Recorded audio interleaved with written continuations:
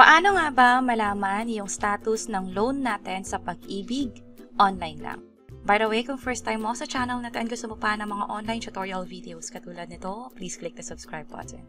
Gamit lang yung phone mo, pwede mong i-open yung Chrome at i-search ang Pag-ibig na website or Pag-ibig online.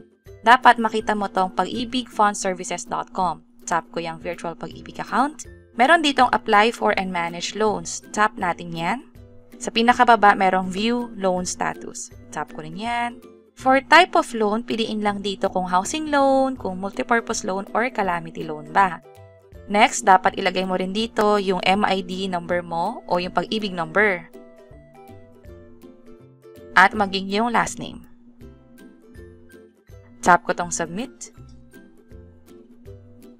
Andito yung stages niya, received, review, and loan approval. Unfortunately, na-reject yung application ko. Nakalagay dito na yung certificate of net pay found at the reverse page of your application was not properly accomplished. So, may error din pala ako sa pag-fill out ng form. So, dapat i-check talaga yung guide ng Pag-ibig form for calamity loan para maging tama na yung application natin. So, just in case sa inyo, nag-apply kayo ng loan at hindi nyo alam kung ano na yung status or kung na-reject pa, pwede nyo malaman yung dahilan dito mismo sa website nila. Andito rin yung date kung kailan na-confirm yung rejection o yung approval doon sa ginawa nating loan sa Pag-ibig. At kung interesado kayo sa step-by-step guide, kung ano yung ginawa ko sa pag-avail ulit ng loan sa Pag-ibig, pwede nyo i-check itong video sa baba. Sana makatulong and see you sa mga next videos. Bye-bye!